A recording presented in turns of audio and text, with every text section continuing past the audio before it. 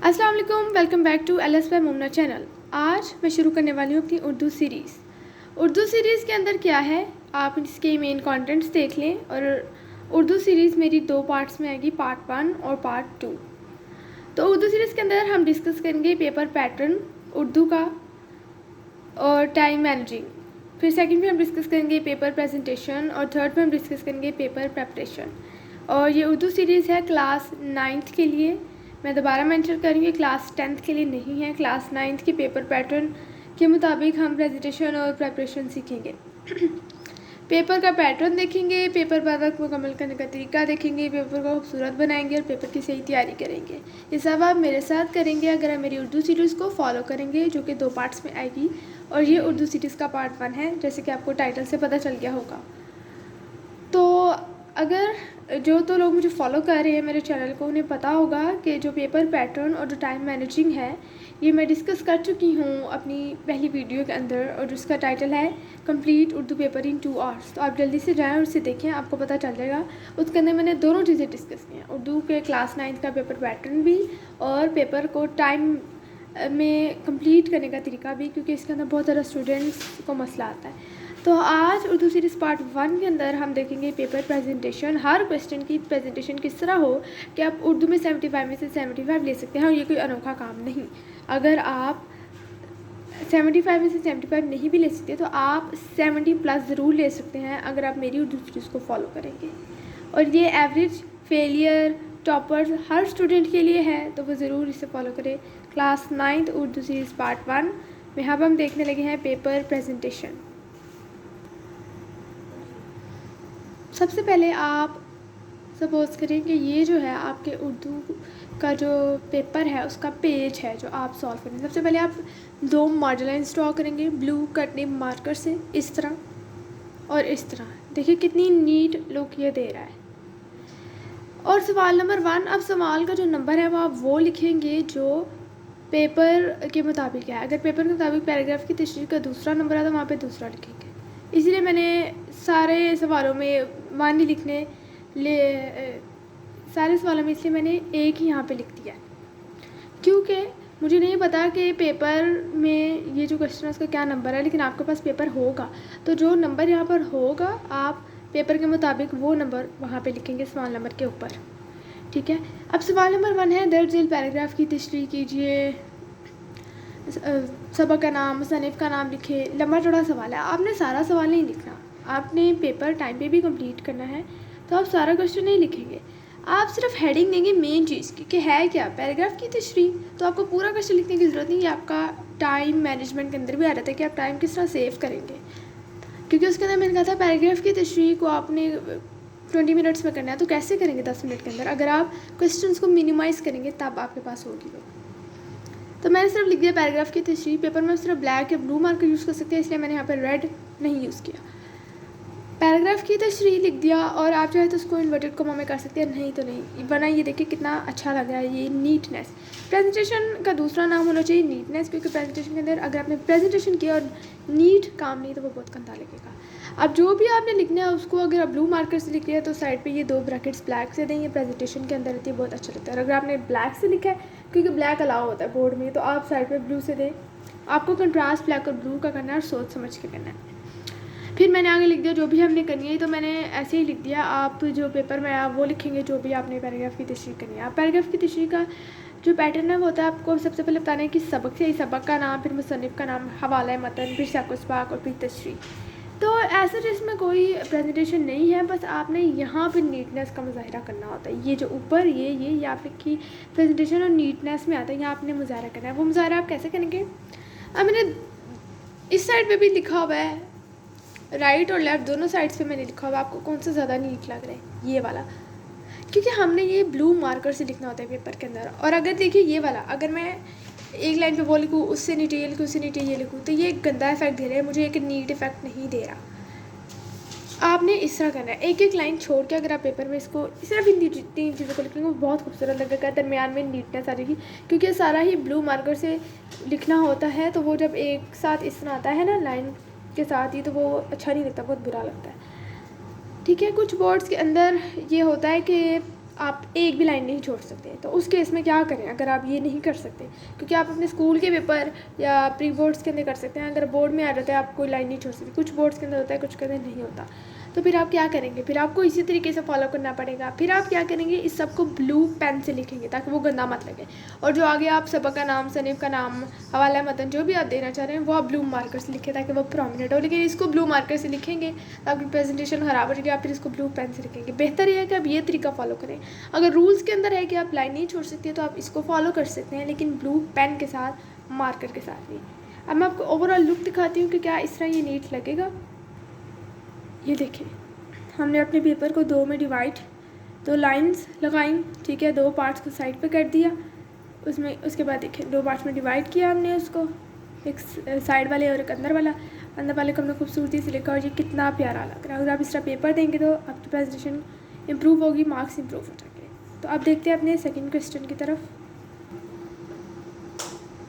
अगर अगले जो क्वेश्चन है आपका वो है मुख्तसर सवाल। जैसे सवाल नंबर, मैं आपको इसका डिटेल बता चुकी हूँ। आपको ये जो मैंने बोर्ड तैयार किया इसमें कोई फ़र्क नज़र आ रहा होगा, यकीनन आपको ये वाला पिछले से ज़्यादा नीट लग रहा होगा। इसमें मैंने लाइंस स्केल से लगाई हैं, पिछले में मैंने हाथ से लगाई थी। बिल्कुल यही फ़र्क आपको समझाना था। अगर पेपर के अंदर आप जो लाइंस हैं प्रेजेंटेशन की वो स्केल के साथ लगाते हैं तो वो नीट लुक देती हैं। अगर हाथ से लगाएंगे तो वो शो करेगा प्रेजेंटेशन आपने की है, लेकिन वो अच्छी लुक या नीट लुक नहीं देगी। अच्छी तो देगी, ज़्यादा नीट नहीं देगी। तो नीट लुक तब होगी जब आप स्केल के साथ ड्रॉ करते हो। अगर आप मेरी वीडियो को पॉज करके देखेंगे तो आपको पता चलेगा कि ये पिछले से थोड़ा सा ज़्यादा नीट लुक दे रहा है। वो है इस वजह से क्योंकि स्केल से लाइन्स ड्रॉ की हैं। इसी तरह पूरा सवाल होगा, मुख्तलिफ सवालात 5 करें, ये करें, आपने कुछ नहीं लिखना। चॉइस आपको पेपर के सब्जेक्टिव में मेंशन करने की ज़रूरत नहीं, वो एग्जामिनर देख लेता है, क्योंकि वो पेपर के ऊपर मेंशन होती है, क्वेश्चन पेपर के ऊपर। आंसर शीट के ऊपर आपको चॉइस बताने की ज़रूरत नहीं, कितनी चॉइस है, मैंने कितना किया है, ये नहीं आपने बताना। ठीक है जी, दो पार्ट्स में डिवाइड किया था, ये मॉडल लाइन वाले पार्ट्स और एक दरमियान वाला पार्ट। यहाँ पे हम पता पेपर कर रहे हैं तो कितना नीट लग रहा है, आप खुद देखिए। मुख्तलिफ सवाल सिर्फ जो मेन हेडिंग है 2-3 अल्फाज में निकाल के लिखते हैं। इसी तरह inverted commas, blue black use करेंगे, ये 2 अलाउड होते हैं। अब अगर आप अपना टाइम बचाना चाह रहे हैं कि मुख्तलिफ सवाल 5 आपने करने होते हैं, अब आपने 10 से 15 मिनट करने हैं, तो 2 से 3 मिनट कैसे देंगे आप एक क्वेश्चन को? अगर आप 1 मिनट के अंदर उसका सवाल ही लिखें तो सवाल नहीं लिखना, आपने सिर्फ सवाल का नंबर लिखना है, और ये नंबर आपने अपने मुताबिक नहीं, पेपर क्वेश्चन पेपर के मुताबिक लिखना है। जैसे मैंने पहला, दूसरा, तीसरा सवाल यहाँ पे शो किया हुआ है, कोई भी आप कर सकते हैं। तो आप सिर्फ लिखेंगे जो भी क्वेश्चन आप कर रहे हैं उसका नंबर लिख देंगे पेपर के मुताबिक, जैसे पहले उसके गिर्द ब्रैकेट लगाई और साइड पे सिंपल 2 लाइंस लगाई स्केल से, ये बहुत नीट लुक देगा। और नीचे डॉटेड ब्लू लाइंस आप अपना जवाब लिखें, फिर जो क्वेश्चन कर रहे हैं उसका नंबर, फिर इस तरह, और ये इस तरह इतनी नीट लुक दे रहा है ये देखें। आपका पेपर भी इंशाल्लाह ऐसी नीट लुक देगा और आप बहुत अच्छे मार्क्स सिक्योर करेंगे उर्दू के अंदर। इस वाली टेक्निक का एक और फ़ायदा है कि आपको क्वेश्चंस के बाद लाइन छोड़ने की ज़रूरत नहीं पड़ती, क्योंकि बोर्ड का कुछ बोर्ड्स के अंदर जो रूल्स है कि लाइन नहीं छोड़नी, क्वेश्चन के बाद कोई भी नहीं लाइन छोड़नी। तो अगर आप क्वेश्चन लिखते हो या किसी और तरह से भी प्रेजेंटेशन करते हो तो आपको बताना पड़ता है कि दूसरा क्वेश्चन आ गया, आप एक लाइन छोड़ते हो। इस तरह अगर आप प्रेजेंटेशन करोगे, ये देखिए इस तरह मुख्तसर सवालात 1 2 3 और इसी तरह का तरीका, सिंपल नीट प्रेजेंटेशन, तो आपको लाइन छोड़ने की ज़रूरत नहीं पड़ेगी, क्योंकि वो अगला इतना खूबसूरत देखिए दूसरा वाला लग रहा है कि आपको पता चल गया कि अगला क्वेश्चन आ गया। तो ये देखिए सारी लाइन खाली है, तो वो ऊपर और नीचे वाली लाइन आपस में मिलके कोई भी अननीट लुक नहीं देगा। अब हम देख लेते हैं अगले क्वेश्चन की तरफ कि उसको कैसे हम लोग उर्दू के पेपर के अंदर अटैम्प्ट करें। तो नेक्स्ट क्वेश्चन है दरख्वास्त या ख़त। तो आप पहले बड़ा सा मेंशन करेंगे दरख्वास्त या ख़त, इसको आप 2 लाइंस में भी लिख सकते हैं। यही इसकी बाकी प्रेजेंटेशन तो नहीं है, इसकी जो प्रेजेंटेशन है वो यही रहेगी। ये जो मैंने आपको ऊपर 2 लाइंस बताई, ये आपकी प्रेजेंटेशन नीट लुक को कैर करने इर्द सारा वही है जो हमने पहले किया। तो ख़ास या ख़त आप बड़ा से 2 लाइंस में भी लिख सकते हैं। फिर आप बताएंगे आप इसमें से क्या कर रहे हैं, मैं दोनों का बताऊँगी, दरख्वास्त में कैसे करेंगे, ख़त में क्या करेंगे। अगर आप दरख्वास्त कर रहे हैं बिहार पे दरख्वास्त, फिर आगे सारा वही है बखिदमत जनाब। अब यहाँ पे एक मेन चीज़ है कि उन्वान जो है वो आप ब्लू मार्कर से मेंशन करेंगे, फिर आगे सारा आप पेन से लिखेंगे, और जब आपकी दरख्वास्त एंड हो जाएगी तो आप इस तरह की 2 लाइंस कटने ब्लू मार्कर से लगाएंगे, एक मोटी और एक साथ सिंपल से पत्ती। ये बहुत अच्छा एक लगाएंगे तो वो अच्छा लुक नहीं, वो भी अच्छी लुक देगी लेकिन ज़्यादा अच्छी देगी अगर आप 2 लगाएंगे। तो आपको सबसे ज़्यादा इसमें क्या चीज़ अट्रैक्ट करी है, ये ऊपर वाली 2 चीज़ें, कि इनमें चॉइस थी और मैंने क्या अटैम्प्ट की। ये जो दो चीज़ हैं ये आपको ट्रेड करें, तो इसके प्रेजेंटेशन के अंदर आपको बस इन्हीं दो चीज़ों का इजाफा करना है। अगर आप ख़त करते हैं तो फिर आप एग्जैक्ट ही फॉलो करेंगे। सिर्फ यहाँ दरख्वास्त की जगह आप ख़त लिख देंगे, सारा ख़त करके वही आप नीचे 2 लाइन्स लगा देंगे। ठीक है, ख़त के लिए इस तरह हो जाएगा, लेकिन ख़त में आपने बताना है कि किसके नाम आते हैं, खाली आप ख़त नहीं लिखेंगे। दरख्वास्त या ख़त में से आपने ख़त किया है, कंप्लीट किया, राहत में आपने इसी तरह 2 लाइन्स लगा दी। अब हम देख लें अगले क्वेश्चन की तरफ कि उसको हम उर्दू के पेपर में किस तरह करेंगे। हाँ जी, अगला क्वेश्चन है कहानी या मुकालमा। बिल्कुल ऐसे सबसे पहले आप ऊपर लिखेंगे बड़ा सा कहानी या मुकालमा, उसमें से आप क्या कर रहे हैं कहानी, और कहानी का किस टॉपिक पे कहानी करें वो लिखेंगे। जैसे यहाँ लिखा किसान उससे बड़ी, फिर पूरी कहानी करेंगे। तो कहानी, मुकालमा, दरख्वास्त ऐसी चीज़ होती है जिसके अंदर हम कोई ख़ास प्रेजेंटेशन कर नहीं सकते होते के पेपर में। तो फिर हम क्या करेंगे, हम ये करेंगे, ये जो 3 चीज़ें हैं ये प्रेजेंटेशन के अंदर इंक्लूड होंगी और ये बहुत खूबसूरत लुक देंगे, जो बहुत कम बच्चे जानते हैं। तो ये 3 चीज़ें ये आपने करनी है। ये जो 3 चीज़ें ये आप बताएंगी एग्जामिनर को कि आपने कितना अच्छा पेपर किया हुआ है, कितना अच्छा आपने प्रेजेंट किया उसके सामने। फिर कहानी का आपको पता है, हर कहानी का एक इखलाकी सबक होता है। अब इखलाकी सबक को बच्चे क्या करते हैं, अंडरलाइन, कोमास कुछ भी नहीं करना है। इखलाकी सबक को इखलाकी सबक ही रहने दें। इखलाकी सबक को बस आपने कट मार्कर से बहुत खूबसूरत, बहुत नीट लिखना है और बड़ा लिखना है।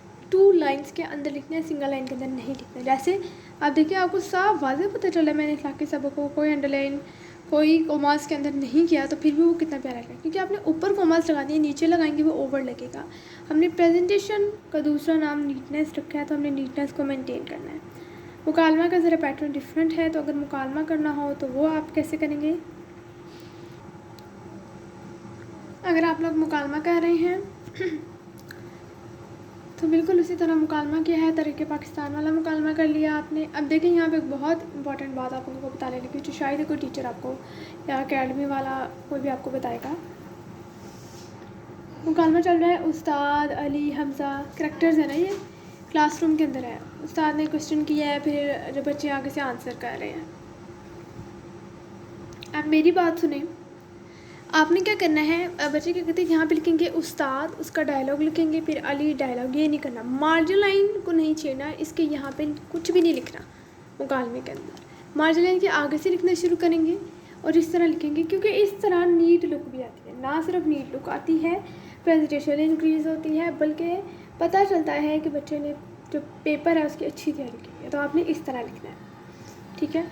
और ब्लू मार्कर से आप लिखेंगे उस्ताद, और फिर आगे ब्लू पेन से, फिर ब्लू मार्कर से जो मेन करैक्टर्स हैं वो क्या कह रहे हैं, जो करैक्टर का नाम है वो ब्लू मार्कर से आएगा ऊपर, और नीचे ऐसे हेडिंग की तरह ना, और नीचे फिर जो भी वो कह रहा है वो ब्लू पेन से आप लिखेंगे। अब यहाँ पे एक बहुत इंपॉर्टेंट बात जो मैं डिस्कस करने वाली हूँ ये थी कि आप इस तरह लिखते हैं।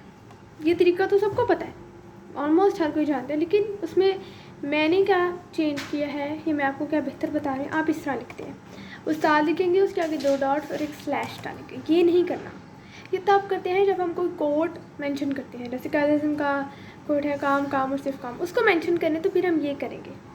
अगर हम कोई रेगुलर लाइफ के अंदर कोई डायलॉग जैसे कि मुकालमा के अंदर वो बता रहे हैं वो लिख रहे हैं, तो फिर वो एक कोट नहीं है, वो गलत हो सकता है। वो सिर्फ एक इंसान के मुँह से निकला है, एक जुमला है जो हम पढ़ रहे हैं और हमने उसको लिखना है, तो उसके लिए हम ये मेंशन नहीं करेंगे और ये अच्छा नहीं लगता, ये अच्छा नहीं लगता। तो आपने ये देखिए मैंने कहीं भी ये मेंशन नहीं किया, आपने कॉलोन मेंशन करना है, ये 2 डॉट्स मेंशन करने हैं जो बताता है ये एक डायलॉग है और ये बताता है कि ये कंटिन्यू होगा, कोट तो ख़त्म हो जाता है। ये मेंशन नहीं करना, ये गलत है, ये करना है क्योंकि ये बताता है ये डायलॉग है और इसने आगे चलना है। कोट तो ख़त्म हो जाएगा लेकिन ये तो मुकालमा नहीं ना ख़त्म होगा, मतलब कि उस्ताद के आंसर को आगे से बच्चे जवाब देंगे, उस्ताद का जो क्वेश्चन होगा ना। ये देख लें कि ये कितना नीट लुक सारा दे रहा है। अब अपने अगले क्वेश्चन की तरफ हम बढ़ते हैं। हाँ जी, अगला क्वेश्चन है सबक का खुलासा और नज़म का खुलासा। तो आप क्या करेंगे, इसमें तो चॉइस नहीं, सबक का खुलासा है, नज़म का खुलासा। अगर आप सबक का खुलासा करें, ये जो मैं आपको बातें यहाँ लिख रही हूँ यही प्रेजेंटेशन के अंदर इंक्लूड होती हैं, क्योंकि मुझे बच्चे कमेंट्स करके कहेंगे कि ये तो प्रेजेंटेशन नहीं, प्रेजेंटेशन का मतलब समझते हैं सिर्फ लाइनें लगाना, यही चीज़ें प्रेजेंटेशन के अंदर इंक्लूड है अगर आप उनको नीटली लिखते हैं तो। सबक का खुलासा आपने सवाल नंबर कौन सा है और सबक का खुलासा आपने लिखते हैं सिर्फ हेडिंग में, और ये जो हेडिंग है ये आपने देखिए सेंटर में मेंशन करनी है, इस तरफ या इस तरफ नहीं, सेंटर के अंदर आपने मेंशन करनी है सबक का खुलासा, और उसको आपने इन्वर्टेड कॉमास में कर देना है। 2 लाइन्स में भी लिख सकते हैं, कट मार्कर से लिख सकते हैं, जितना प्यारा बना सकते हैं इसको बनाएं।